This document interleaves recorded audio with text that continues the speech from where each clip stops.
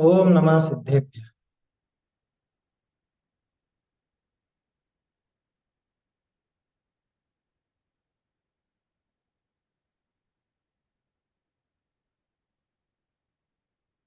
मंगलमय मंगल करण वीतराग विज्ञान।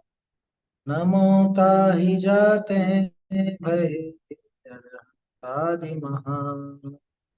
करि मंगल करि हो महाग्रंथ करण को काज। जाते मिले समाज सब पावे निज पद राज।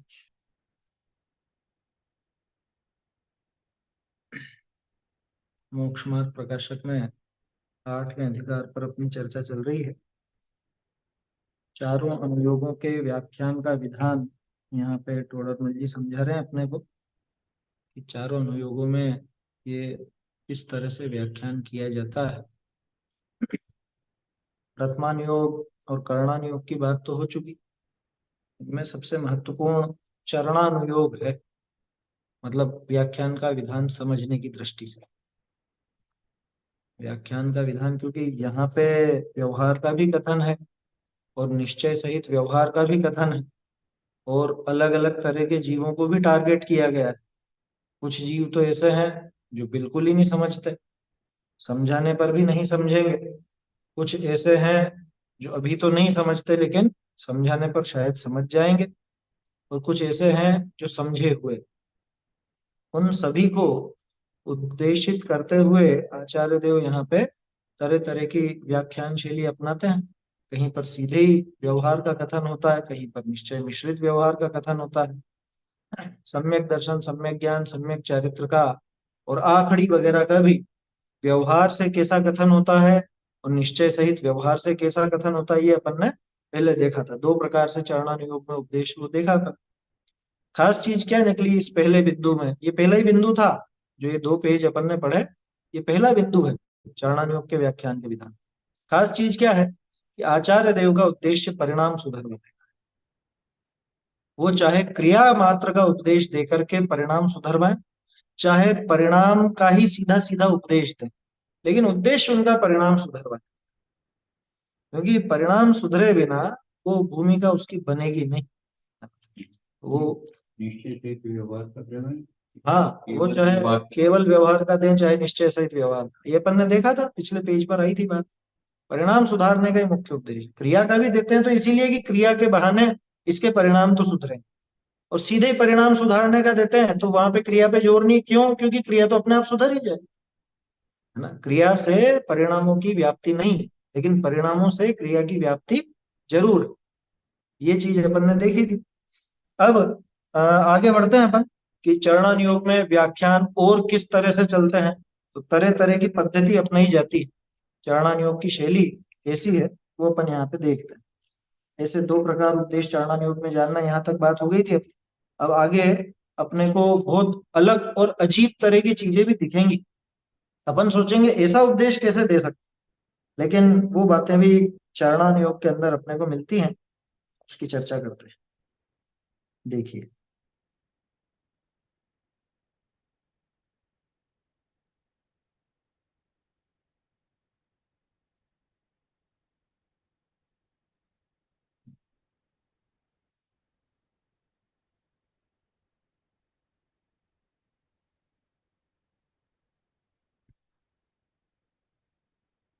ये इसमें, हाँ,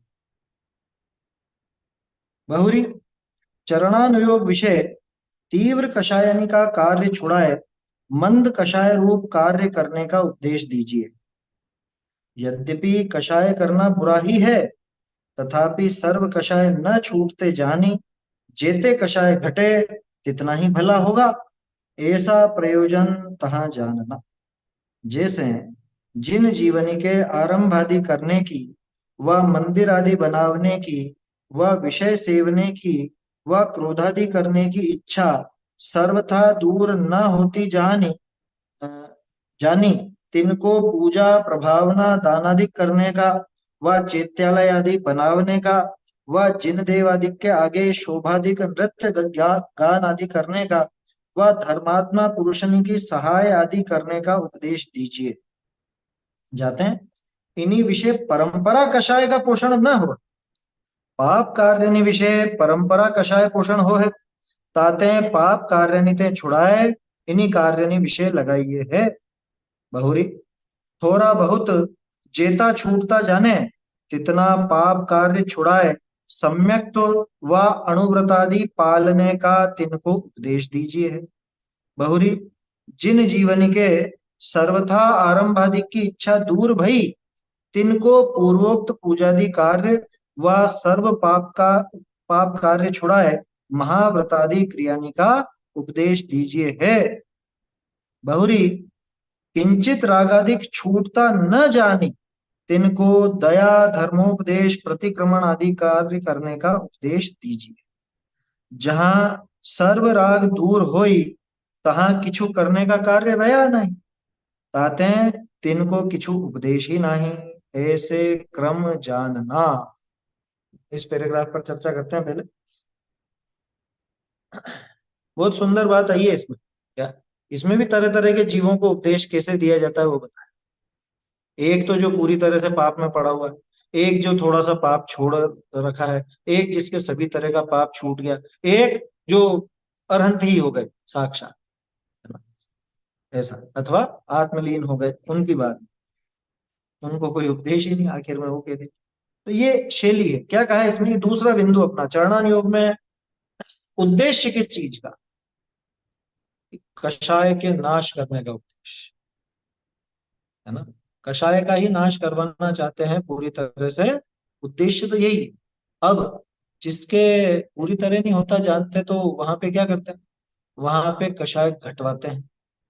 कषाय घटाने की पद्धति क्या, असल में है ना, ये इस पैराग्राफ में दो पॉइंट शामिल हो गए। क्योंकि पहला जो ऊपर बात आई पहली लाइन में, वो थोड़ा सा अलग है। एक कषाय छुड़ाने के लिए दूसरी कषाय भी पैदा कराई जाती है ना, वो आगे भी आएगा। लेकिन यहाँ पे तो तीव्र कषाय के कार्य छुड़ाने के लिए मंद कषाय रूप कार्य करने का उपदेश दिया जाता कषाय, बड़ी कषाय है। थोड़ा। बड़ी कषाय छुड़ा के छोटी कषाय। तो अब ये बताओ, छोटी कषाय कराई या बड़ी कषाय छुड़ाई। जैसे एक छोटा सा उदाहरण है, किसी को गुटखा खाने की आदत हो, पान मसाला होता है ना, अब वो दिन की 10-15 पुड़िया खा जाता हो। अब उसको कहा तो यही जाएगा कि तू छोड़ दे, पर वो नहीं छोड़ता है। तो उसके लिए क्या उपदेश देते हैं कि तू एक काम कर, कि नहीं, इसको खाए बिना तो काम नहीं चल, कि तू 15 मत खा, तू 2-3 खा। पहले तो ये भी कहेंगे, ऐसा भी कहा जाएगा कि अरे क्या बात कर रहे हो, 2-3 खाने की बात कह रहे हो, उपदेश दे रहे हो 2-3 खाने का। कह रहे हम 2-3 खाने का नहीं कह रहे, हम 12-13 छोड़ने का कह रहे। वो 15 खाता था, उसको 2-3 पर लाए, तो उसमें 12-13 छोड़ने का उपदेश है, खिलाने का उपदेश नहीं है। धीरे धीरे फिर वो भी छुड़वा करके दूसरा सब्स्टिट्यूट दिया जाएगा कि तू सुपारी खा ले, एक काम कर, तू ये गुटखा मत खा, है ना, तो ये सिकी हुई सुपारी, तो सुपारी आती है, वो नहीं कह रहा हूँ, फ्लेवर्ड वाली नहीं कह रहा हूँ, है ना। वो दूसरा उपाय दिया जाता है कि तुझे मुंह चबाने को कुछ ना कुछ चाहिए, तू सौंफ खा ले, सौंफ चबाता रहे दिन भर, में कोई दिक्कत नहीं है।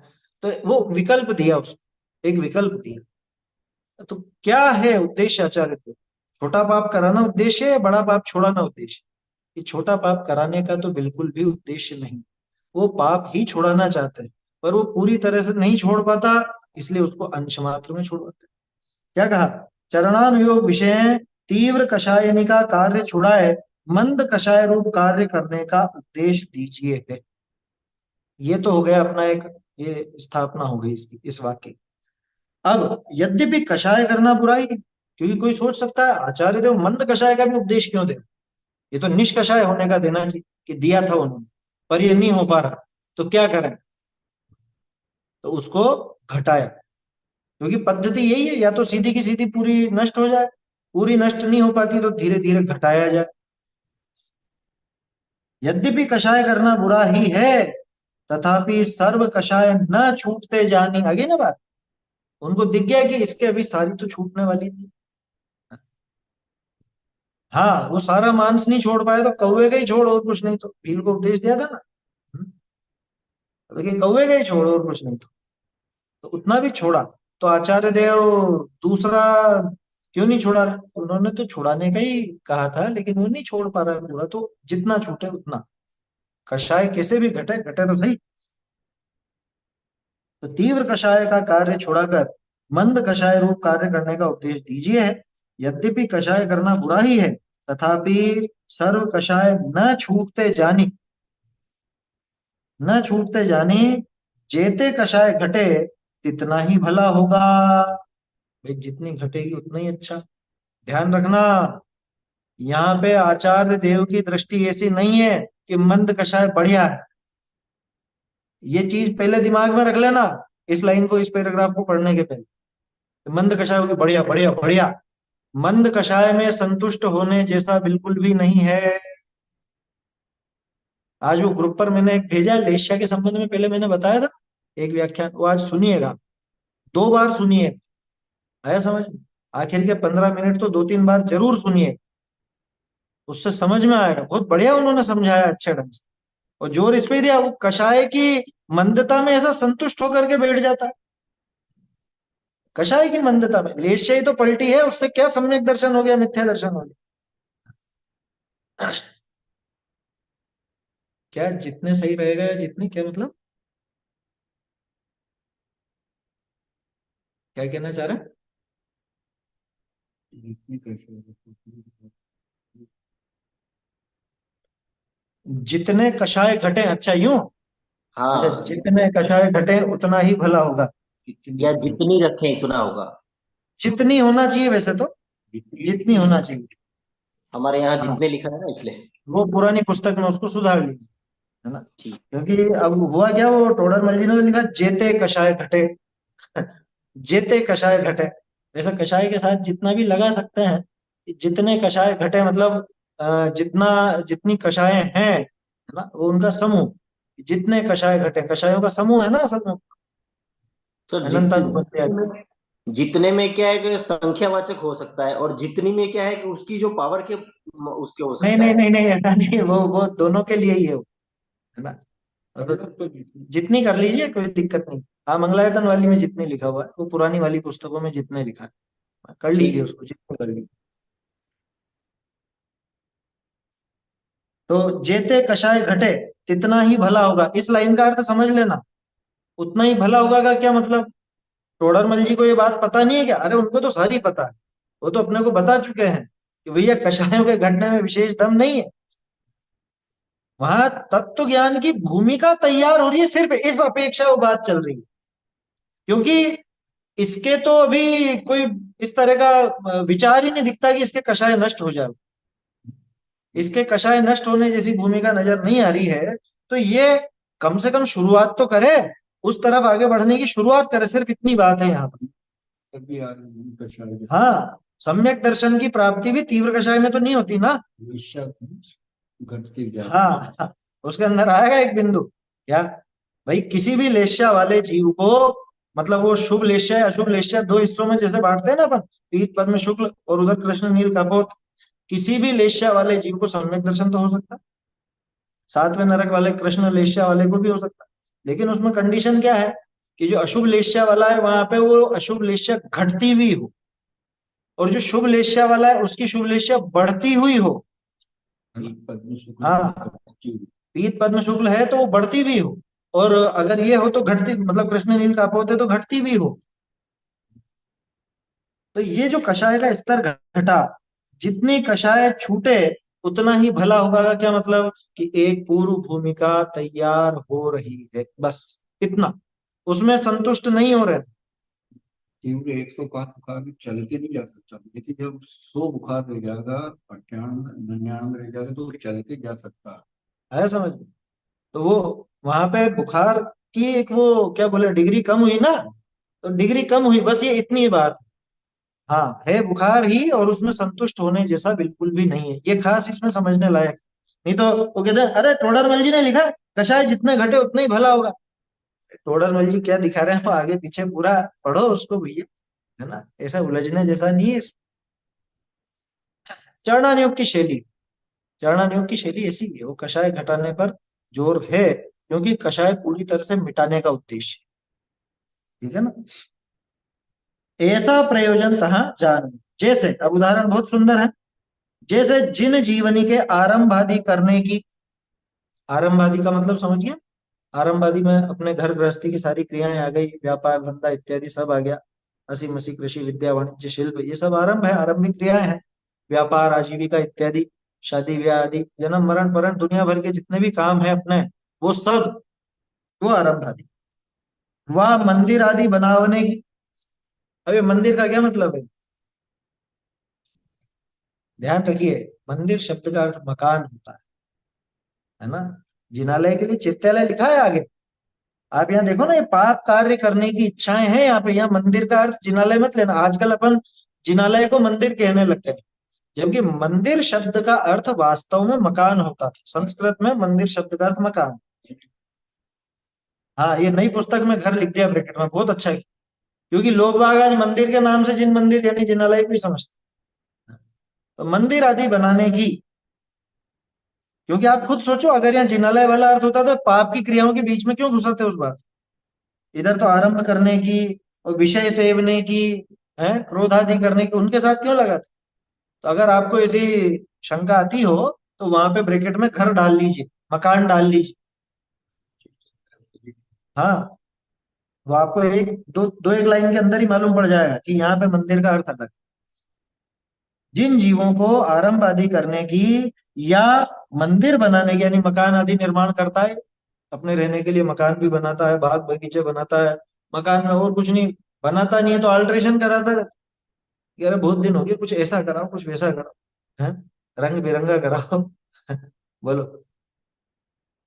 वह विषय सेवने की, पांच इंद्रिय के विषय भोगों का सेवन करने का भाव होता ही है ना गृहस्थ दशा में, ये बनाओ ये खाओ, ऐसे कपड़े पहनो, यहाँ घूमने चलो, इनसे बातचीत करो, गप्पे लड़ाओ, पांचों इंद्रिय के जो भी विषय भोग है, स्पर्शन से लेके कर्ण तक, वो सब, उन सब के सेवन करने की, वा क्रोधादि करने की इच्छा, ये सारी चीजें आ गई। वो जो चार प्रकार की इच्छाओं का प्रकरण आएगा, जैसे तो इसके हिसाब से तो पीछे निकल गया, लेकिन वो सब आ गया इसमें, क्या है ना, विषय इच्छा, कषाय इच्छा, पाप का उदय दूर करने की इच्छा और पुण्य का उदय भोगने की इच्छा। हाँ, दोनों प्रकार का आरंभ, यहाँ दोनों प्रकार का आरंभ लेना। वैसे देखो वो जो समरम समारंभ आरंभ है, वो तो पुण्य और पाप दोनों में लगता है, वो दोनों में लगता है। तो यहाँ आरंभ परिग्रह वाले आरंभ का समरम समारंभ आरंभ ऐसा लगा। तो वो कषाय आदि क्रोध आदि करने की इच्छा सर्वथा दूर न होती जानी, सर्वथा दूर नहीं होती जानता। अच्छा देखो, यहाँ हमने एक संशोधन लगाया था, दूर होती न जाने या दूर न होती जाने, सुनने में ऐसा लगेगा कि क्या अंतर है दोनों, वाक्य समझिए। पहले जैसे पुस्तक में लिखा हुआ है, क्रोध आदि करने की इच्छा सर्वथा दूर होती न जाने, जबकि सही वाक्य क्या बनेगा, दूर न होती जाने, क्योंकि न आप कहां पे लगा रहे हो उससे वाक्य का फॉर्मेट बदल जाता, कि दूर होती न जाने, यानी कि दूर तो हो सकती है, हम नहीं जान रहे, लेकिन आचार्य देव ऐसा नहीं, आचार्य देव दूर न होती जाने, यानी इस जीव के वो जो कषाय आदि की इच्छा है वो दूर नहीं हो रही है ऐसा जानकर, दूर होगी ऐसा नहीं जानकर नहीं। हाँ, उसमें तो सही करा होगा, इस पर तो बहस करी थी हम, है समाज में। तो दूर होती न जाने नहीं हो, दूर न होती जाने। वैसे आज की जो हिंदी है उसमें तो प्रयोग कि दूर होता न जाने, ऐसे ही बोलने में आता है, लेकिन दोनों में बारीक अंतर है, वो थोड़ा सा अपने को समझना चाहिए भाषा की दृष्टि से। चलिए, तो जिसको ऐसी इच्छा दूर होती न जाने उसको, है ना, अब ये कंडीशनल है उपदेश, ध्यान रखना, कैसा उपदेश किसको दिया जाता है, जिनालय के निर्माण का उपदेश किसको दिया जाएगा और किसको नहीं दिया जाएगा, माने किसके लिए वो काम उचित है और किसके लिए वो काम अनुचित है, क्या, ये खास समझने की बात है। किस भूमिका में कौन सा कार्य किया जा सकता है, कि जो घर बनाता है वो मंदिर भी बना, उसको नहीं दिक्कत, लेकिन जो घर ही छोड़ चुका है जो घर का ही त्याग कर चुका है, आरंभ का त्याग कर चुका है, वो नहीं करेगा। घर पे अगर भोजन की थाली लगाता है तो मंदिर में पूजन की थाली भी लगाए।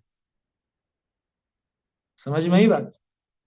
और घर पे अगर भोजन की थाली लगाने का भी त्याग कर चुका है तो फिर पूजन की थाली भी नहीं लगाएगा। ये इसका आशय समझ में क्या। बारीक है थोड़ी सी बात। मतलब ये पैराग्राफ अपने को ये दिखाता है कि कौन सा उद्देश्य किसके लिए। अधिकांश तो हमारे लिए सारा ही है। क्यों? क्योंकि हमारे ये सारे काम अभी छूटे नहीं, है ना। कोई त्यागी व्रती हो तो बात अलग है, उसकी भूमिका के हिसाब से उसको भी उपदेश दिया जाए। देखिए क्या कहा, जिसके कौन कौन सी इच्छा नहीं छूट रही है, कि आरंभ आदि की इच्छा नहीं छूट रही है ना, मंदिर यानी घर आदि निर्माण की इच्छा नहीं छूट रही है, या विषय सेवन की या क्रोध आदि की इच्छा नहीं छूट रही है। हाँ, वह का अर्थ अथवा भी चलता है, पुराने वाह को अब नए में वह हो गया वो। तो दूर न होती जाने तिनको, उसको कैसा उपदेश देते हैं, पूजा प्रभावना दान आदि करने का। पुरानी पुस्तकों में दान शब्द छूट गया है, प्रभावना क्या है कि दान जोड़ दीजिएगा, दान आदि, है ना, इसमें तो है। उनको पूजा का, क्यों कि पूजा भी आरंभिक क्रिया, इसने पाप का आरंभ नहीं किया, नहीं छोड़ा है, तो ये पुण्य का आरंभ क्यों छोड़ता है, पुण्य का आरंभ भी करे। ये बात समझ में आ रही है आपको। ये बात ये कहना चाह रहे हैं आचार्य देव, जो लोग अध्यात्म पढ़ करके थोड़ा बहुत वो ऐसा करके, और अरे देखो इसमें तो बहुत हिंसा होती है या ऐसा होता है, ये काम अपने को नहीं करना, कि तू और सारे पाप के कार्य जिनमें हिंसा होती है, आरंभिक क्रिया होती है, वो तो करता है और इसका निषेध करता है। ये विचार कर, मतलब द्रव्यानुयोग या अध्यात्म का अभ्यास करके वो ऐसा शिथिलाचारी ना हो जाए, निश्चयाभासी ना हो जाए, इसलिए वो कह रहे हैं कि उसके लिए ऐसा भी उपदेश देते हैं। लेकिन इसमें दो तरफा बात है, एक तो वो निश्चयाभासी ना हो ये भी देखना, दूसरा अ, निश्चयाभासी ना हो इस डर से हर क्रिया अपने लायक समझ ले, ऐसा भी नहीं होना चाहिए। समझ में आ रही है बात? हर क्रिया हर एक को उचित नहीं रही, हर एक क्रिया का उपदेश हर एक व्यक्ति के लिए नहीं है। आया समझ में? जैसे उदाहरण के तौर पे छोटे बच्चे को जब सिखाते हैं, लिखना सिखाते हैं, अनार का, तो कैसे सिखाते हैं कि एक आधा गोला बनाओ। पहले के लोग तो ऐसे बोलते थे, आधा आधा चूल्हा, आधा चूल्हा बनाओ। चूल्हा होता, गोल चूल्हा होता था पहले, है ना, तो आधा चूल्हा, फिर नीचे आधा चूल्हा, फिर एक आड़ी डंडी, एक खड़ी डंडी बनाओ, है ना।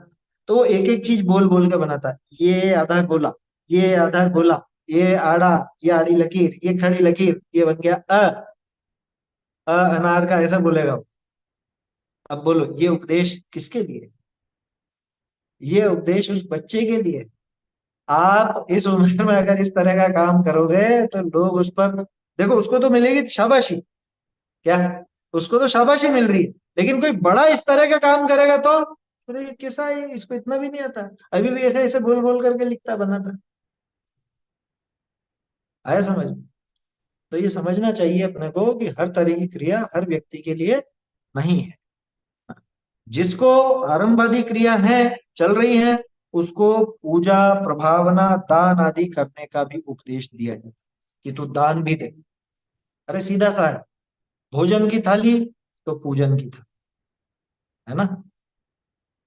कपड़ों के लिए खर्चा करता है, और चीजों में खर्चा करता है, वहां पे पैसे निकालता है, तो दान के लिए भी पैसे निकाल। ये सीधी सी बात है ना। क्या क्या चीज आई थी इसमें, मंदिर आदि बनाने की, विषय सेवन करने की, विषय सेवन करता है तो प्रभावना भी। शादी विवाह में लगातार ना, तो करोड़ों इधर भी लगा। हाँ, ये यहाँ तो इतने करोड़ों खर्च कर देता है, इतने रुपए बिगाड़ता है, तो दान आदि में यहाँ पे भी खर्च कर। आया समझ? क्योंकि अधिकांश लोगों की वृत्ति ऐसी हो जाती है कि वो विषय भोग के नाम पे तो खूब खर्चा करें, खूब दिखावा, जबरदस्ती दिखावा, जो काम में भी नहीं आती चीज वो भी खरीद के लाएंगे, किस लिए, सिर्फ दिखावे के, कि हम, हमारा स्टेटस ऊंचा है, हम ऐसी चीज वापरते हैं या कुछ ऐसा, है? लेकिन दान के नाम पे एक फूटी कौड़ी नहीं निकलती। इधर उधर घूमने खूब जा रहा था तो यात्रा भी। हाँ, कि तू दूसरों को घुमाने ले जाता है तो यात्रा भी करा, अगर घूमने जाता है तो यात्रा भी कर। है समझ में? शादी ब्याह आदि का आयोजन करता है तो शिविर आदि का भी आयोजन कर, उसमें क्या समस्या है? उसमें सहयोग कर, खुद नहीं कर सकता, जितनी है सामर्थ्य है उस हिसाब से कर, हाँ? जितना बने उतना करना चाहिए। बच्चे बच्ची को स्कूल भेजता है तो उनको मंदिर और पाठशाला भी भेज, आया समझ? ये है इसका आशय। और काम करता है और यहाँ पे नहीं करता, इससे पता चलता है कि तेरी धर्म में रुचि बिल्कुल भी नहीं, बिल्कुल नहीं, बिल्कुल नहीं। देखो, तो ऐसी इच्छा सर्वथा दूर न होती जाने, न होती जाने तिनको पूजा प्रभावना दान आदि करने का, व चैत्यालय आदि बनाने का। ये मंदिर बनाने की बात है ना, तो मंदिर माने मकान, अगर मकान बनाने का विकल्प नहीं छूटा है तो चैत्यालय आदि बनाने का भी उपदेश दिया जाता है। दूसरा, विषय सेवन का भी नहीं छूटा था ना उसका, तो जिनदेव आदि के आगे शोभादिक नृत्य गान आदि करने का। क्यों रे टोडरमल जी क्या लिख रहे हैं, नृत्य गान की?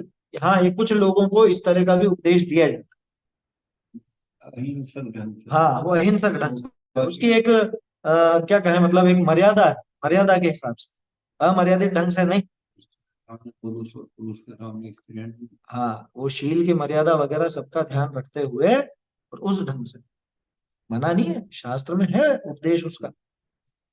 तो लेकिन किसके लिए? कि जो शादी ब्याह में नाचता हो वो भक्ति में भी नाचे, लेकिन जो शादी ब्याह में भी नहीं नाचता उसको नहीं कहेंगे कि तुम यहाँ नाचो। समझ में आई बात? लेकिन उसको नाचना पसंद ही नहीं है तो नहीं नाचे, कोई दिक्कत नहीं। जरूरी नहीं सभी चीजें चले। सारी बातों के लिए नहीं, मैंने कहा ना, हर एक उपदेश हर एक पर अप्लाई नहीं होता है। ये वो क्या बोलते हैं, वो वन साइज फिट्स ऑल वाला हिसाब नहीं है यार। है समझ? फ्री साइज बोलते हैं, फ्री साइज, ये फ्री साइज नहीं है, हर एक की साइज के हिसाब से अलग अलग है, ऐसा समझना है। जो और जगह भी नाच गान नहीं पसंद करता, वो उसको यहाँ पे जोर नहीं दिया जाएगा कि तुम यहाँ पे भी नाच गा। तू गाने गुनगुनाता है तो तू भजन भी गुनगुना, हाँ? इतना तो कर, सुरीली आवाज में गुनगुना, क्या दिक्कत है, संगीत में गुनगुना तू, लेकिन कर तो सही। अगर तू भजन आदि गुनगुनाता है तो। इस पर ऐसे ही मैं विचार कर रहा था। पहले अपन जैसे, अपन उसके पक्ष में नहीं रहते कि नई धुनों पर या फिल्मी धुनों पर वो भजनों का प्रयोग किया जाए या उसका किया जाए, लेकिन उसकी भी एक छोटी उपयोगिता है। उपयोगिता कैसी है बताओ? जैसे अपनी गाथाएं, अपने जो भजन है ना, पुराने ही भजन है, अब उनकी लय वगैरह किसी को नहीं आए या वो थोड़ा ऐसा लगे, तो वो उस बहाने पढ़ते भी नहीं है या याद भी नहीं करते, और वो नई धुन के बहाने उनको वो चीजें याद हो जाती। जैसे एक उदाहरण मुझे ख्याल में आया, बाबूजी की कविताओं का वो संगीत में वो तैयार हो, है ना, तो यूं किसी को याद नहीं होते, लेकिन वो धुन के चक्कर में और फिर उस पर डांस वगैरह के चक्कर में वो याद हो, आया समझ? वो मृत्यु वाली कविताएं याद हो गई लोगों को। ये थोड़ा वो धुन वगैरह का ऐसा योगदान है, लेकिन किसके लिए, किसके लिए? कि जिसकी बुद्धि इन्हीं में चलती है उनके लिए। तो ये वही बात चल रही है, ये वही बात है, वो बिल्कुल अनुपयोगी है ऐसा नहीं है, है ना, हालांकि बहुत उपयोग नहीं है, क्योंकि वहां पे उसका आशय सिर्फ वो धुन के ऊपर ही है, लेकिन उस धुन के सहारे ही सही, अगर वो उस भजन तक, उस पद तक पहुंच गया और कभी दिमाग में उसका अर्थ बैठे, कभी कभी बैठे, तो बैठ सकता है, सिर्फ वहां तक वो पहुंचने में हल्का सा उपकारी। ये तो यहाँ से छुड़ा के हाँ, कान से छुड़ा के अभी ये मंदिर के स्थान तक बुलाया। वो भी सिर्फ इसीलिए स्वीकार किया, स्वाध्याय में बुलाइए, फिर आत्महित का उपदेश हो। उपदेश दिया जाए। मंदिर तो आवे पहले। भाई वो, उसको सिर्फ परिचय हो जाए इसका, परिचय कराने मात्र की, इतना मात्र कार्यकारी जानना, बहुत विशेष कार्यकारी नहीं, आया समझ में? ये जो ये बात आई ना, शोभा नृत्य गान आदि, क्योंकि ये जो शोभा या नृत्य गान वगैरह का काम है, इससे कोई विशेष प्रयोजन हल नहीं होता, लेकिन हाँ, वो चक्कर यही पड़ेगा। समोसा में बाहर का वजह से वो चला जाता है। दूसरे वो देव को। नहीं, वो दूसरी गति, मतलब ये नीचे ही देव रहते हैं सब, है ना, व्यंतर और यक्ष किन्नर वगैरह, गंधर्व वगैरह, वो सब गाते बजाते रहते हैं समोसरण में बाहर बैठे हुए, और इनका संगीत वगैरह सुनने में ये भी अटक जाता है पहुंच करके, तो वो आठवीं पृथ्वी तक तो पहुंच ही नहीं पाता। कई बार मुझे तो ऐसा लगता है कि समोसरण भी है ना, वो जैसे इधर तो सिद्धिशिला अष्टम वस्तु, कि वहां भी कौन पहुंचता है कि जो ये सारी चीजों पर से ध्यान हटाता है। और समो शरण में भी उसी का प्रतिरूप तैयार किया गया कि आठवीं पृथ्वी, आठवां मंडप, आठवीं भूमि, और जो सभा भूमि है, वहां कौन पहुंचेगा कि यहाँ का सारा राग रंग छोड़ करके जो आगे बढ़ता जाएगा वो पहुंचे। वाणी सुनने को उसी को मिले। हाँ, फिल्टर है वो, फिल्टर ही वो, आया समझ, कि कचरा कचरा सब बाहर रह जाए, जो क्रीम क्रीम है वो आगे पहुंचे, आया समझ। तो ऐसा नहीं कि इनकी उपयोगिता नहीं, लेकिन किसके लिए और कितना, उसको अपने को समझना चाहिए। जिसको तत्व का अभ्यास अच्छा है, जिसको अध्यात्म की रुचि हो गई है, अब उसको इन चीजों की आवश्यकता नहीं। क्या, उसको इन चीजों की आवश्यकता नहीं। अरे आप सोचो ना, सर्वार सिद्धि का देव, वो पंच कल्याणक में उतर के भी नहीं आता, वो भगवान की किसी क्रिया में शामिल नहीं होता। ये कैसे जीव है ये? कह रहे बहुत अच्छे जीव है, समझ में। और इधर इंद्र वो नृत्य गान आदि कर रहा है। हालांकि दोनों ही सम्यक दृष्टि है, ऐसा नहीं कि ये मिथ्या दृष्टि, लेकिन वो भगवान की शोभा किसके लिए कर रहा है? वो जो इंद्र ये सारा काम करता है, वो सम्यक दृष्टि होकर के क्यों करता है? वो इसीलिए कि दूसरे जीवों को इसकी महिमा दिखे, कि देखो, जिसको तुम सबसे ऊंचा समझते हो, ऐसा स्वर्ग का इंद्र भी भगवान के आगे है बिल्कुल एक मासूम क्या कहें, गलुड़िया माफिक, ऐसा कहते हैं ना, कि बिल्कुल मासूम सा, कि जैसे बिल्कुल चुपचाप बैठा हुआ हो, खरगोश जैसा, छोटा सा खरगोश ऐसा बैठ जाए, आया समझ। तो ऐसा वो वैभव दिखाने के लिए, इंद्र को कोई उसमें दिलचस्पी हो ऐसी बात मत समझना। हाँ, वो भी प्रभावना का एक कारण बनता है। खैर, चरणानुयोग की शैली क्या, कि इसकी और कक्षाएं नहीं छूट रही, इसको कुछ कुछ चाहिए करने को। जैसे अक्सर कई बार क्या होता है, अधिकांश पंच कल्याणकों में, अधिकांश की बात कर रहा हूँ, और ध्यान रखना, मेरी बात का अन्यथा अर्थ मत ले। पंच कल्याणक हो, शिविर हो, या कुछ भी ऐसा आयोजन हो, सबसे ज्यादा सक्रिय कार्यकर्ता मालूम कौन मिलते हैं आपको? जो बहुत ज्यादा तत्वाभ्यासी होते हैं वो नहीं मिलते, वो नहीं मिलते हैं।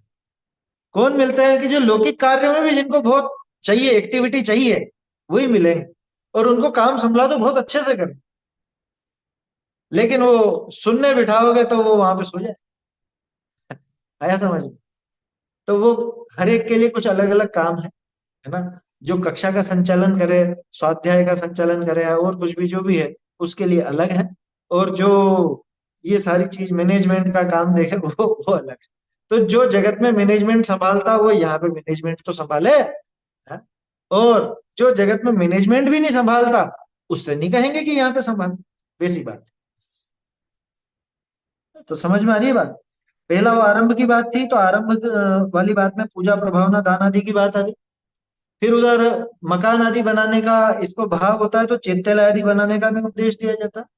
तीसरी बात, विषय भोग आदि का भाव नहीं छूटा है, तो जिनदेव आदि के जिनदेव के आगे शोभाधिक नृत्य गान आदि करने का भी उपदेश दिया जाता है। और अगर क्रोधादि कषाय नहीं घटती हैं, तो इधर दूसरे कषाय को डाइवर्ट, क्या डाइवर्ट कर दिया उसको, कि तू धर्मात्मा पुरुषों की सहायता आदि कर। देखो, टोडर मल जी ने ये नहीं कहा धर्मात्मा पुरुषों की सहायता में तू क्या कर और क्या नहीं कर, है ना। कषाय है ना, तीव्र कषाय भी हो, तो तेरी तीव्र कषाय को इधर लड़। तुझे लड़ना भिड़ना पसंद है, तो धर्म के लिए लड़ भिड़, क्या आया समझ में। तेरे को ये उपद्रवों को रोकना पसंद है, तो धर्म के ऊपर जो उपद्रव होते हैं, तो ये उपद्रव, वो भी उपदेश दिया जाता है ना? आया समझ में। देखो, अपने यहाँ पे वो जो विष्णु कुमार मुनिराज की कहानी है, उसमें सभी तरह के मुनिराज अपने को दिख गए, है ना। सभी दिख गए। विष्णु कुमार जी जो वो विकल्प आया तो वो छोड़ करके ऐसी भी रक्षा की है। ऐसी और भी कथा है मुनिराज की रक्षा के लिए, वो शेर और शूकर वाला, वो वाला दृष्टांत भी है। तो शूकर को भी वो भाव आ गया, तो वो लड़ा ना। उसका क्रोध किसके लिए था? उसका क्रोध धर्म रक्षा के लिए। ये अपन पहले भी चर्चा कर चुके हैं कि कषाय दोनों की तरह की होती है, शुभ भी और अशुभ। सारा ही क्रोध अशुभ होता हो ऐसा नहीं।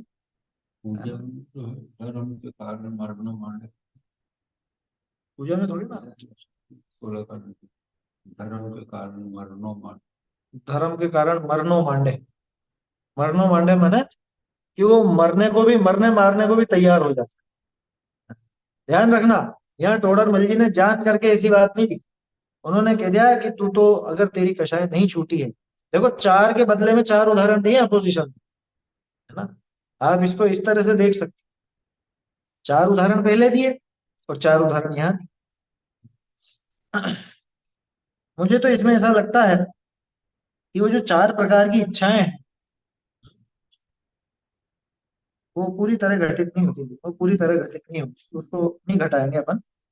आप तो सीधे सीधे देखिए कि आरंभ आदि करने की इच्छा इसके नहीं छूटी है, तो कि तू एक काम कर, शुभ का आरंभ कर। शुभ का आरंभ कर। कैसा? पूजा, प्रभावना, दान आदि। मकान आदि निर्माण की इच्छा नहीं छूटी है, तो तू जिनालय आदि का निर्माण, है ना। विषय भोगों की इच्छा नहीं छूटी है, तो जिनेंद्र भगवान आदि के सामने शोभा नृत्य गान आदि का काम कर। और क्रोध आदि कषायों में प्रवृत्ति नहीं घटी है, तो तू धर्मात्मा पुरुषों की सहायता आदि। अब आदि में सब लगा लेना आप, क्या जैसी भी कषाय इधर होती हो, किसी कषाय, मतलब वो कषाय की दिशा मोड़ दे। छूटी तो नहीं है, लेकिन ये तीव्र से मंद की तरफ गई, तीव्र से मंद की तरफ हो गई अपने आप। क्यों? कि इसका विषय शुभ हो गया। जाते हैं इन विषय परंपरा कषाय का पोषण न हो है। कोई कह सकता है कि साहब आपने एक के बदले दूसरा काम दे दिया, मकान बनेगा वो भी ईंट पत्थर से ही बनेगा, और मंदिर जिनालय बनेगा वो भी ईंट पत्थर से ही बनेगा, काम तो वैसा ही होना, दीवारें उसमें खड़ी होनी है, दीवारें इसमें खड़ी होनी है, काम तो वैसा ही होना है। कि नहीं, मकान आदि के निर्माण में परंपरा कषाय का पोषण। क्यों? कि परंपरा कषाय का पोषण माने कि उससे आगे किस चीज की प्रवृत्ति बढ़ेगी, कि उससे आगे कषाय की ही प्रवृत्ति बढ़ेगी। और जिनालय में आगे कषाय की प्रवृत्ति बढ़ेगी नहीं, बल्कि घटेगी। वहां तो कषाय की प्रवृत्ति घटेगी, इसलिए वहां परंपरा कषाय का पोषण नहीं। ठीक है। पाप कार्य विषय परंपरा कषाय पोषण हो है, ताते हैं इसलिए पाप कार्य ते छुड़ाए, इन्हीं कार्य विषय लगाई हुआ है ना। पाप कार्यों को छुड़ा करके, पाप कार्य छुड़ा करके इसको इन पुण्य कार्यों में, शुभ कार्यों में लगने का उपदेश दिया जाता है। ठीक है। ये किसकी बात की थी?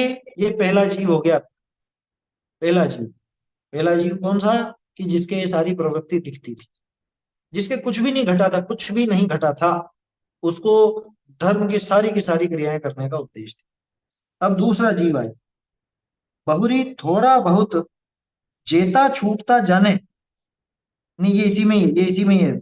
इसके लिए एक और उपदेश, इसने अपने वो आरंभ का या क्रोध, वो कषाय आदि का विषय बदल दिया। बहुरी थोड़ा बहुत जेता छूटता जाने, तितना पाप कार्य छुड़ाए, सम्यक व अनुव्रत आदि पालने का तिनको उपदेश दीजिए है। ये भी उसी जीव को, कि भाई तेरी कषाय तो हमने मोड़ दी, लेकिन अब तू थोड़ा ये पाप प्रवृत्ति भी घटा, है ना। तू मकान निर्माण करता था, तो तू जिनालय निर्माण कर, ये तो हमने कहा ही सही, लेकिन मकान निर्माण आदि का भी थोड़ा काम अब घटा। क्या? तू व्यापार आदि के लिए प्रवर्तता था, तो हमने ये कहा कि तू धर्म कार्यों में प्रवृत्ति कर, लेकिन अब तू थोड़ा सा व्यापार आदि कार्य में से भी निवृत्ति ले। आया समझ में? माने पहले तो उसकी दिशा बदली, उसके बाद उस काम को भी कम करा। तो दो तरफा, क्या कहें इसको, दो तरफा काम चल रहा है उसकी कषाय मिटाने के लिए। एक तो कषाय की धारा मोड़ी, दूसरा उस कषाय भाव को वो घटाया, है ना।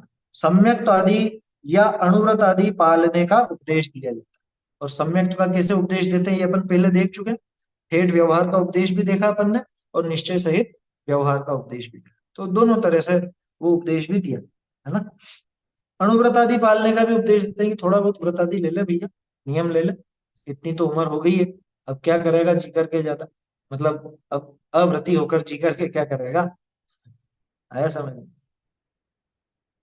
देखो, ये एक जीव हो गया। अब दूसरा, बहुरी जिन जीवनी के सर्वथा आरंभादिक की इच्छा दूर भई, तिनको पूर्वोक्त पूजादिक कार्य वह सर्व पाप कार्य छुड़ाए, महाव्रत आदि क्रियाने का उपदेश दीजिए। ये कौन से जीव है? जिनके सर्वथा ही वो इच्छा दूर हो गई। ये ऊपर जो उपदेश था वो किसके लिए था? वो गृहस्थ जीव के लिए था, मिथ्या दृष्टि भी और सम्यक दृष्टि। अगर मिथ्या दृष्टि था तो उसको सम्यक का भी उपदेश दिया, और अगर सम्यक दृष्टि था तो उसको व्रतादि का भी उपदेश दिया। आगे बढ़े, धीरे धीरे आगे बढ़ता है ना। लेकिन अब जिसको आरंभ करना ही नहीं, जिसको परिग्रह रखना ही नहीं, जिसका अनुमोदन का भी भाव नहीं है, ऐसा जीव क्या आरंभ आदि की इच्छा दूर भई, यानी जो घर की कोई क्रिया नहीं करना चाहता, आजीविका नहीं करना चाहता, मकान आदि नहीं बनाना चाहता, विषय भोगों में प्रवृत्ति नहीं रखना चाहता, क्रोध आदि कषाय भी उसके बिल्कुल घट चुके, ऐसा जीव जिसके तीन कषाय झोपड़ी का अभाव होने को आया, ऐसा जीव, तो उनको क्या कहा? पूर्वोक्त पूजादि कार्य व सर्व पाप कार्य छुड़ाए। बहुत से लोग ये सोचते हैं कि उनको पूजा दी का तो उपदेश दिया और सर्व पाप कार्य छुड़ाया, ऐसा नहीं है। ये उसको पूजा का भी निषेध है। आपको पता है मुनिराज पूजा नहीं कर सकते, मतलब द्रव्य पूजा। मुनिराज द्रव्य पूजा नहीं कर सकते, न विधान कर सकते हैं न करा सकते हैं। क्यों? क्योंकि उसके लिए जो द्रव्य लगेगा वो आरंभिक क्रिया वाला होगा। पूजन की जो पद्धति है वो आरंभ है, आरंभ। और आरंभ का त्याग तो आरंभ त्याग प्रतिमा में ही हो जाता है, आठवीं प्रतिमा में ही हो जाता है। मुनिराज छोड़ो, आठवीं प्रतिमाधारी श्रावक भी वो अब वो द्रव्य पूजा का उपाय नहीं करते।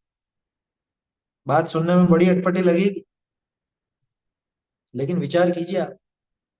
पहली बात, पूजा में जो द्रव्य चढ़ाया जाता है वो द्रव्य कहाँ से आए?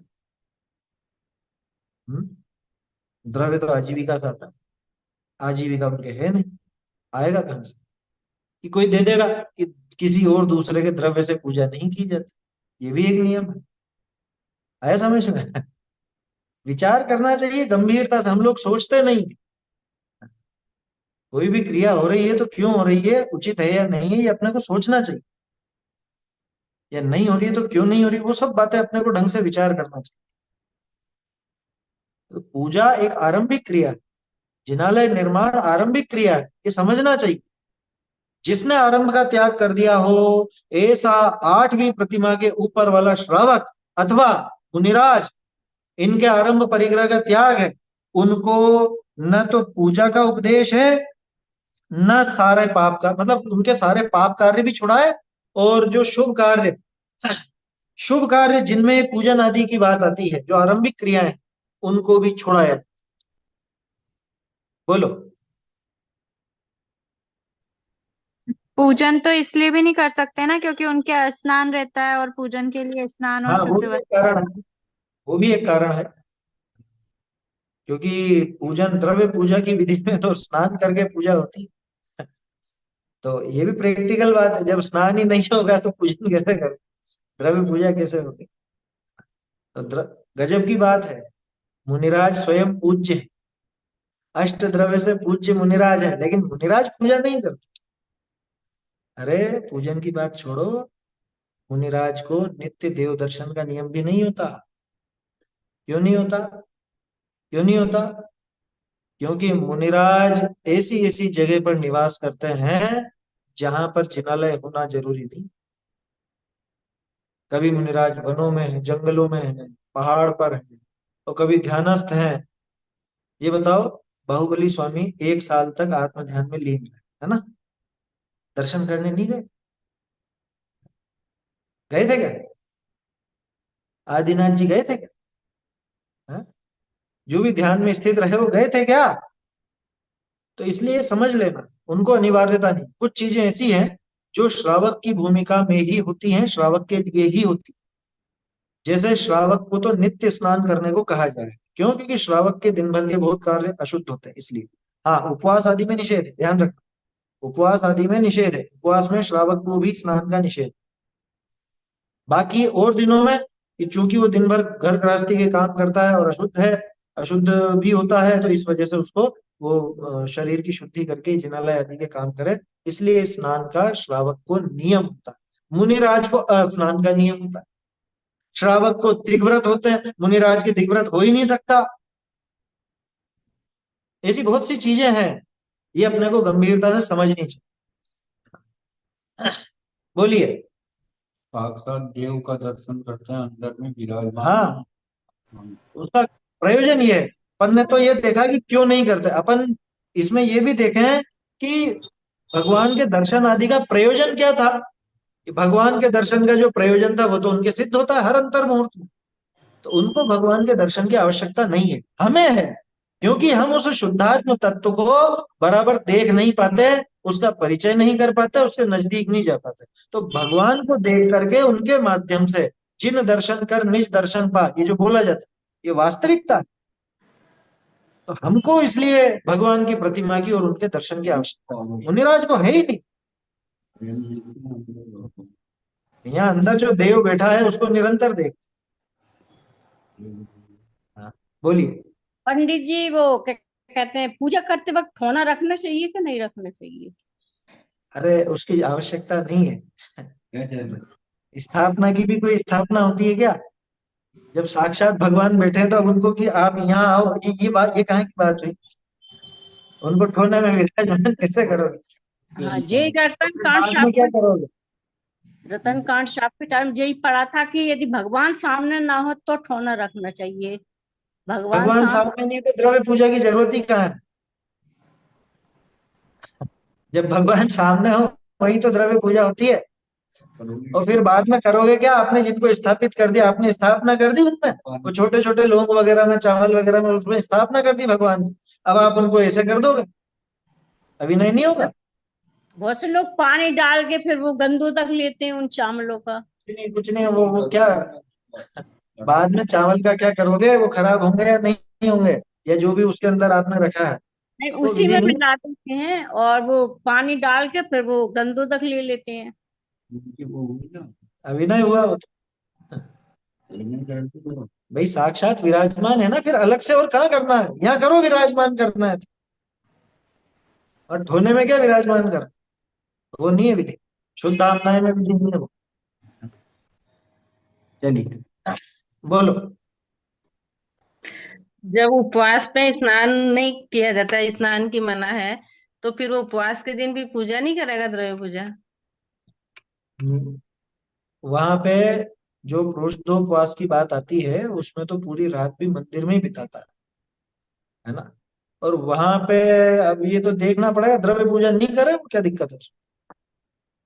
क्योंकि शारीरिक स्थिति भी उसकी एकाएक वैसी रहे या ना रहे, ये नहीं कि नहीं रहे, हो सकता है अच्छा हो, बलशाली हो, सब हो, लेकिन उसमें कोई नियम नहीं है कि वो वहां पे पूजा करे। नहीं, वो उसमें उपवास के और देख लेंगे वहां पे पूजन आदि करेगा कि नहीं करेगा, क्योंकि उपवास पूजा के के दिन तो स्नान की उपवास के दिन तो द्रव्य जो पूजा होती में, है। इसमें तो दिन गवाएगा आत्मलीनता में इसमें। हाँ तो भाव पूजा तो करेगा ना, भाव पूजा की कौन मना कर, बात तो द्रव्य पूजा की। वो देख लेंगे वहां पे उसमें और क्या है ना। बाकी उसमें दम नहीं है इन चीजों में। यहाँ तो अपन ये समझो कि भी चरणान योग में किस तरह से आचार्य देव उपदेश कि इसके ये क्रियाएं नहीं छूटी हैं, तो ये धार्मिक क्रियाएं तो करे ही करे। एक तो ये, दूसरा कि थोड़ा पाप भी घटाए, ये तो हो गई हमारे जैसे जीवों की बात। अब दूसरा कि जिनके सर्वथा आरंभादि की इच्छा दूर हुई, सर्वथा क्रोधादि कषाय दूर हुई, तीन कषाय चौकड़ी का अभाव हुआ, सर्वथा लौकिक कार्यों का निषेध हो गया, उनके तो पूजादि कार्य भी छुड़ाए और पाप कार्य तो सारे ही छूट गए, है ना। महाव्रत आदि क्रियानी का उपदेश दीजिए, वहां उनको महाव्रत आदि क्रियाओं का फिर उपदेश दिया जाता है। बहुरी किंचित रागादिक छूटता न जाने, ये किसके लिए बात है? ये उन्हीं मुनिराज के लिए कि ये थोड़ा बहुत राग बाकी है ना, अभी अभी ऐसा तो है नहीं कि पूरी तरह अभाव हो गया, संजुल कषाय बाकी है। तो किंचित रागादिक छूटता न जान करके कि ये थोड़ा बहुत राग बाकी है ऐसा, तो दया, धर्मोपदेश, प्रतिक्रमण आदि कार्य करने का उपदेश दीजिए। कि फिर वहां 28 मूल गुणों में ये चीजें शामिल हो जाती हैं, इस तरह से शामिल होती है कि इनकी कौन सी क्रियाएं रहें कि ये क्रियाएं करें, प्रतिक्रमण करें, प्रत्याख्यान करें, सामायिक करें, हैं, गमन आदि करना है तो ईटा समिति पूर्वक करें, कुछ वस्तु उठानी रखनी है तो आदान निक्षेपण समिति, बोलना है तो भाषा समिति, वो सारी चीजें इसमें शामिल होती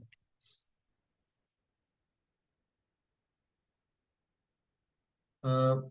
हाँ ठीक है, मुनिराज शास्त्र आदि लिखते हैं तो वो शारीरिक शुद्धि करके ही लिखते हैं ना, उसमें स्नान की आवश्यकता नहीं, शारीरिक शुद्धि जितनी आवश्यकता है बस, मतलब जैसे मल मूत्र आदि का त्याग किया है तो उस हिसाब से वो शुद्धि करते ही, उतनी तो करते ही हैं, क्योंकि शास्त्र लिखने का काम है, पढ़ने का काम है इत्यादि, ये सारी चीजें उपकरण है जो भी, तो पंडित जी उसमें यहाँ ये ध्यान पर दें। रागादि छूटते जानकर लिखा है, न जानकर नहीं लिखा है यहाँ। न छूटते, न छूटते जानते। एक सेकंड, तथा किंचित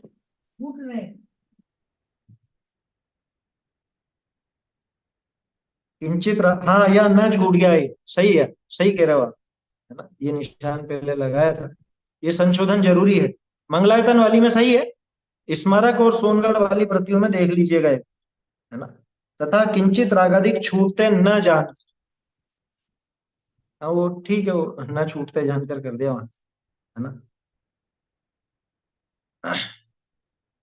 तो वहां न लगा लीजिए, है ना, ये छूट गया, ये अर्थ का अनर्थ हो जाएगा, इसलिए न जरूरी है। बोलिए।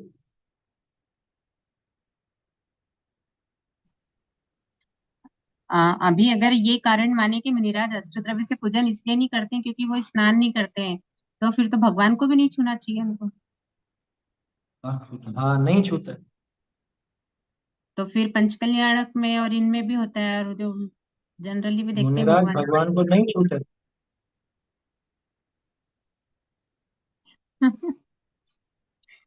ठीक है ना भाई, पूजा का सीधा एक ही तर्क है, वो स्नान विस्नान की बात छोड़ो, है ना, वो तो बाद में बात निकल गई, मूल बात ये आरंभिक क्रिया है, मूल बात ये है उसमें, मुनिराज पूजन आदि क्यों नहीं करेंगे, क्योंकि आरंभिक क्रिया, मूल कारण वो है ना, बाकी तो वो बनने ऐसे बीच में आ गई बात कि स्नान नहीं करते इसलिए, वो सामान्य कथन। अच्छा, हमने जो इसके पिछले दो पेजों में पढ़ा, तो हमने ये पढ़ा कि व्यवहार उपदेश जीव को लगाने के सारा दूसरा हमारा निश्चित मिश्रित व्यवहार उपदेश, ये दो। निश्चय और निश्चय, इसमें हमने जो पढ़ा है उसको क्या नाम देंगे, उसको क्या बाह्य क्रियाओं से? नाम क्या, वो तीव्र कषाय छुड़ा करके मंद कषाय, और मंद कषाय भी छूटी तो मतलब कुल मिला के कषाय छुटाने का अभिप्राय। देने व्यवहार सभी नहीं। हाँ, इसमें व्यवहार निश्चय दोनों आएगा इसमें, है ना, वो प्रकरण अलग था, ये यहाँ पे आचार्य देव एक कषाय को छुड़ाने के लिए दूसरी कषाय भी कराएंगे, तीव्र कषाय छुड़ाने के लिए मंद कषाय भी कराएंगे, वो विधि है ये। जी, इसीलिए इसमें ऊपर दे दिया कि दो, इस तरह हमने दो उपदेश जाने चरणानियों के, और अब ये उपदेश अलग बताए हैं, तो ठीक है, ठीक। हाँ। बोलिए सर। हाँ पंडित जी, जय जैन। ये ऐसा जो आपने अभी न जानकर बोला है ना, वही मैं पूछने वाला था, मगर ये अभी जो लिखा है वो भी सही हो सकता है अगर ऐसा लेंगे अपन, तथा किंचित रागादि छूटते जानकर, मतलब जिनका राग किंचित ही छूटता है, थोड़ा छूटता है, उनको। अरे लेकिन वो बात तो तब बैठेगी ना जब टोडरमल जी ने वैसा लिखा हो, टोडरमल जी ने न छूटते लिखा है, नहीं लिखा है, मतलब इसमें न है ही नहीं, हाँ बराबर।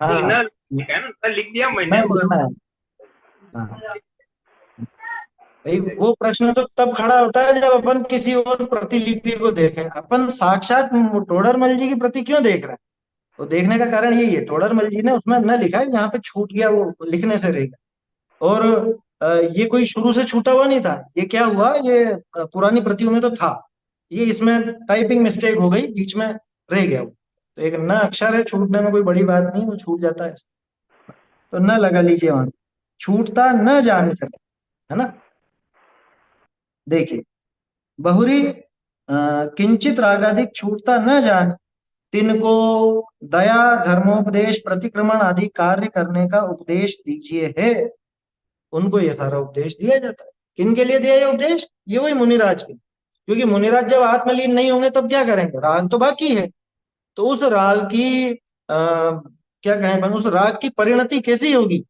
कि वो दया धर्म रूप होगी, उपदेश रूप होगी, प्रतिक्रमण रूप होगी, प्रत्याख्यान रूप होगी।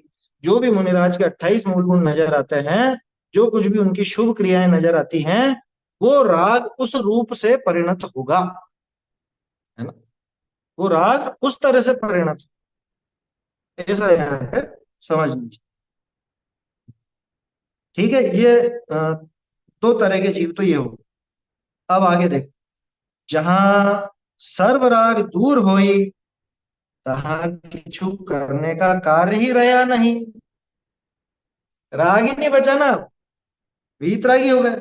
इसमें दोनों बात लगा लेना, जो आत्मलीन मुनिराज हो गए उनके लिए भी, और जो साक्षात अरहंत भगवान हो गए उनके लिए, ठीक है ना। क्योंकि दोनों के वो रागादि दूर हो गए, बिल्कुल सर्व राग दूर हो चुका है। आत्मलीन मुनिराज के कहाँ हुआ दूर, कह रहे हो गया ना, वो आत्मलीन है अभी, तो बाहर आएंगे तब वो राग नजर आ रहा है।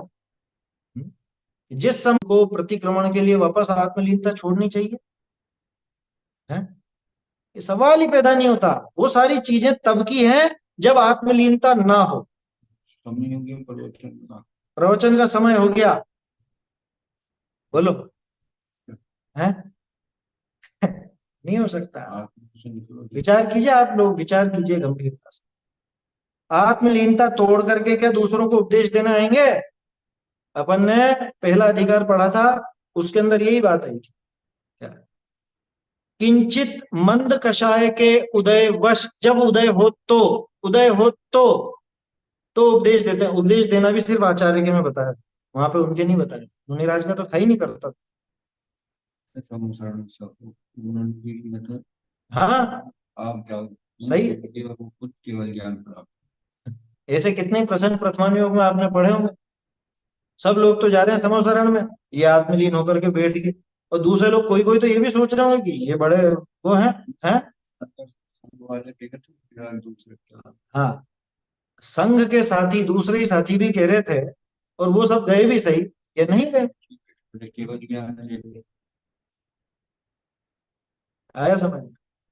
अब कोई गृहस्थ हो तो देख के सोचे कि ये क्या खुद का नया चलाना चाहते हैं क्या, ये क्यों नहीं जा रहे हैं समोसरण। कह रहे भैया इनको आत्मलीनता से फुर्सत नहीं है, ये क्यों जाएंगे वहां, भगवान का उपदेश सुनने भी क्यों जाए। अरे वहां सभा में बैठे बैठे बहुत से लोग केवल, बहुत से मुनिराज केवल ज्ञान प्राप्त कर लेते हैं, सभा में केवली हो जाते हैं कि नहीं। तो ये बताओ, जिस समय केवली हो उस समय भगवान की वाणी सुन रहे हैं या नहीं सुन रहे, क्योंकि सुनने में उपयोग लगाते हैं तो फिर इधर केवल ज्ञान नहीं होता। अब दूसरा प्रश्न, कि अगर नहीं सुन रहे तो फिर वो अविनय नहीं हुआ क्या? अरे असली विनय उन्होंने ही की है, क्योंकि उपदेश का जो आशय था, तात्पर्य था, वो तो उन्होंने ही प्रकट किया है। आया समझ, आत्मलीन हो गए, वही तो था ना उद्देश्य, उसी का नाम सम्यक चरित्र। देखो, तो जहां सर्वराग दूर होई तहां किछु करने का कार्य ही रहा। अब कार्य नहीं बचा तो क्या उपदेश दें कि इसकी जगह ये कर लो। अरे इसकी जगह क्या, मूल काम ही हो गया अब तो, है ना। ताते तिनको किछु उपदेश ही नहीं, ऐसा क्रम जानना, उनके लिए कोई उपदेश नहीं है।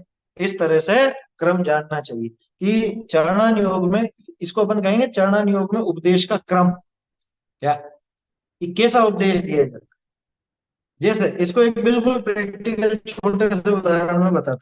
कोई जीव जो कभी मंदिर ही नहीं आता, है ना, जिनालय में जिसने प्रवेश ही नहीं किया, उसके लिए क्या उपदेश होगा?